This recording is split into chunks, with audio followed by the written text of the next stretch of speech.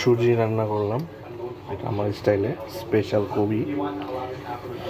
এখানে কি দিয়ে কী বানানো হয়েছে, সো আপনাদের যদি জানতে ইচ্ছা করে সো কমেন্ট বক্সে কমেন্ট করুন, ওখানে দিয়ে দিব কি কি দিয়ে বানানো হয়েছে। খুবই মজা হয়েছে। সুজি আর একটু দুধ দিয়ে দিয়েছি, সো এখানে ঢালবো, অনেক টাইট হয়ে গেছিলো এই জন্য একটু দুধ দিয়েছি, নরম করেছি এখানে ঢালার জন্য। সুজি হয়ে গেছে, এখন কাঠবাদাম দিয়ে দিব।